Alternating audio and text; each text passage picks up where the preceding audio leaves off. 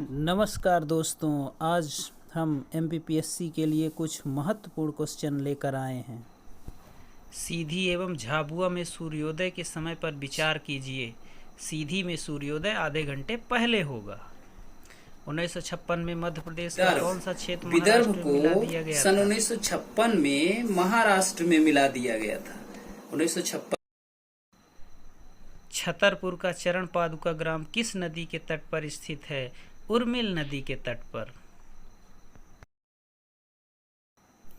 किस राजवंश ने भारत को प्रसिद्ध खजुराहो के मंदिर दिए? चंदेल वंश के राजाओं ने खजुराहो का प्रसिद्ध मंदिर बनवाया था।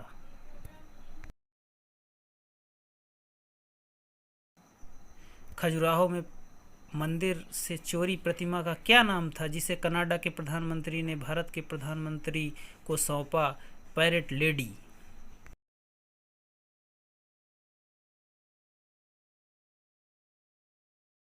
मध्य प्रदेश में दो ज्योतिर्लिंग हैं। एक है महाकालेश्वर जो कि उज्जैन में है, तथा दूसरा है ओंकारेश्वर जो कि खंडवा जिले में है।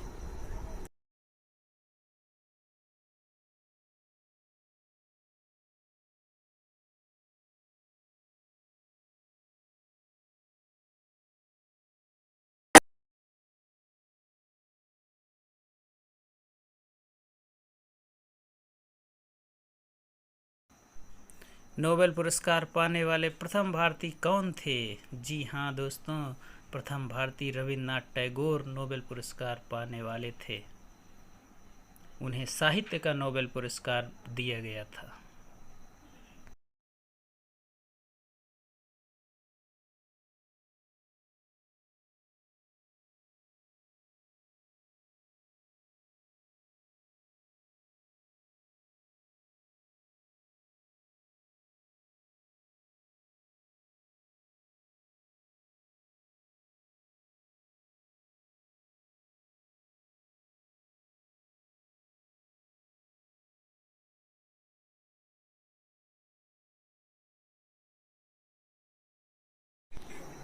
कान्हा बाबा हरदा के प्रसिद्ध संत थे। इनको चमत्कारिक संत माना जाता है और प्रत्येक वर्ष कान्हा बाबा का मेला हरदा जिले में लगता है।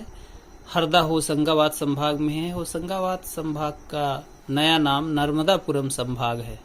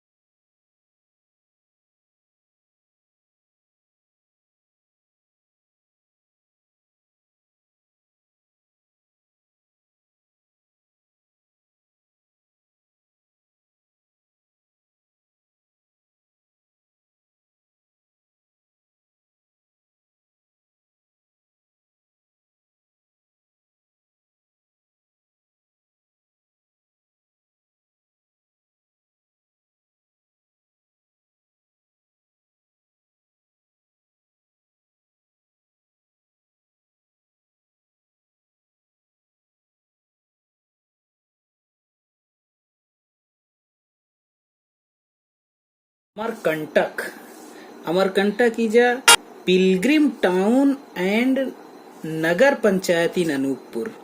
ये अमरकंटक जो है अपने मध्य प्रदेश के अनूपपुर जिले में आता है और यह एक नगर पंचायत है।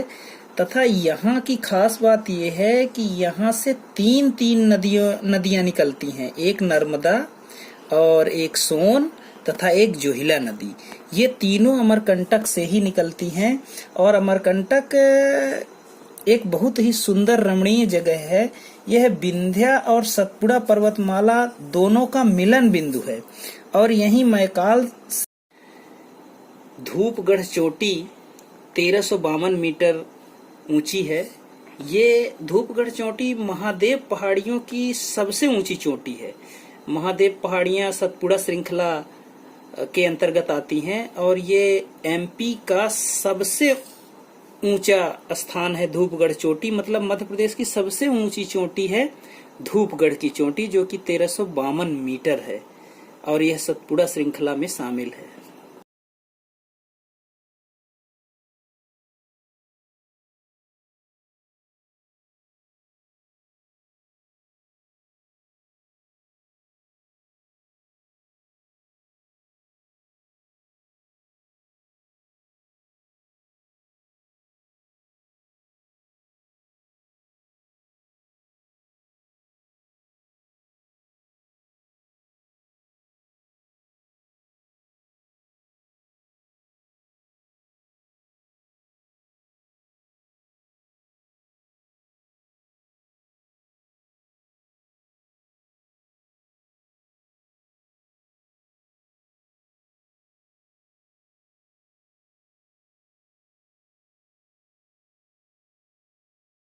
मध्य प्रदेश में नेशनल हाईवे नंबर 3 जो है, राष्ट्रीय राजमार्ग संख्या 3 सबसे लंबी राजमार्ग है अपने मध्य प्रदेश की।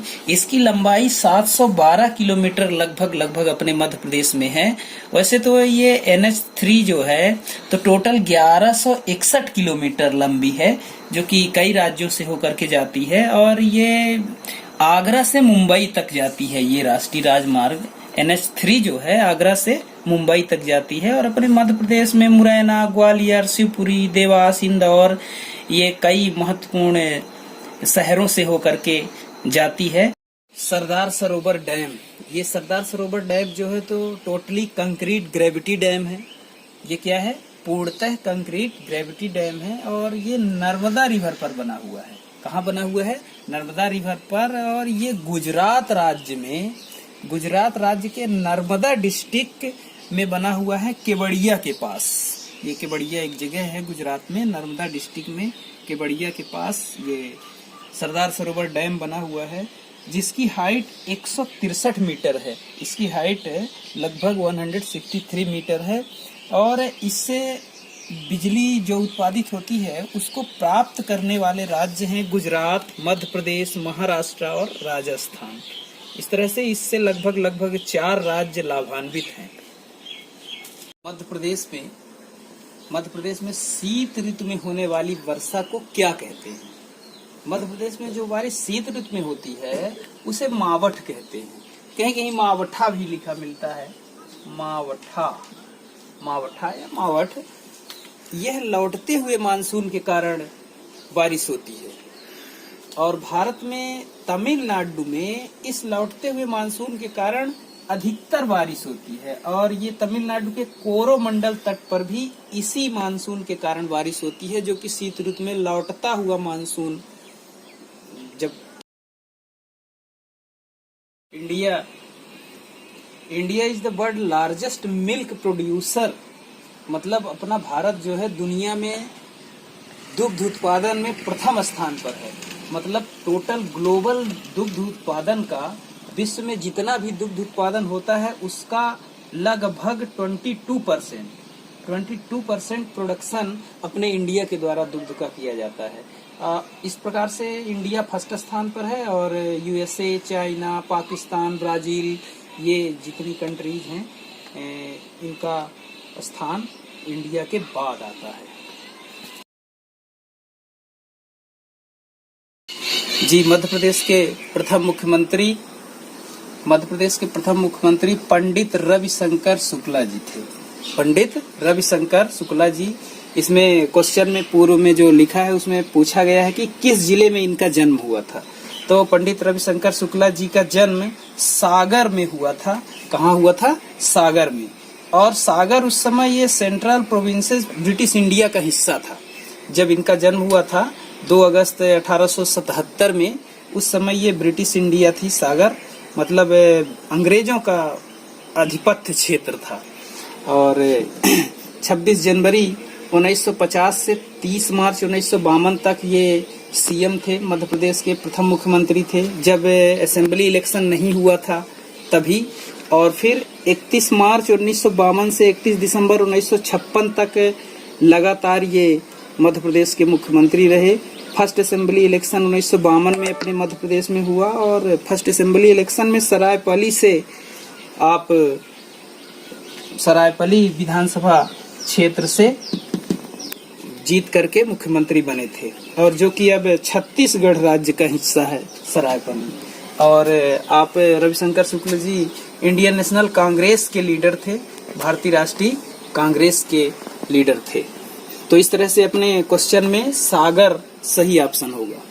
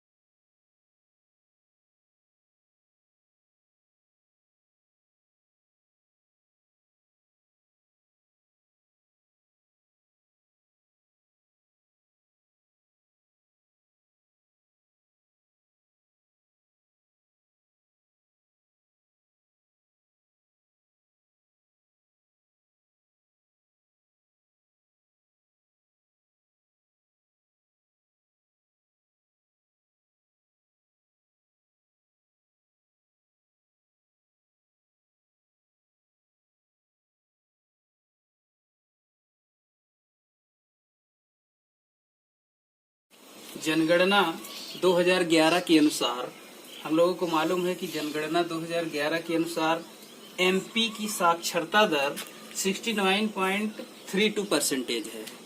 69.32% साक्षरता दर है एमपी की 2011 के जनगणना के अनुसार। ये सेंसस 2011 के आंकड़े कहते हैं। और इसमें से मेल यानी पुरुषों की लिटरेसी रेट 78.73% है। पुरुषों की साक्षरता दर 78.73% है, और महिलाओं की साक्षरता दर पुरुषों की अपेक्षा कम है अपने एमपी में 59.24% है, 59.24% है। इस तरह से अपना ये दर्शाए गए प्रश्न में 59.24 ऑप्शन सही होगा।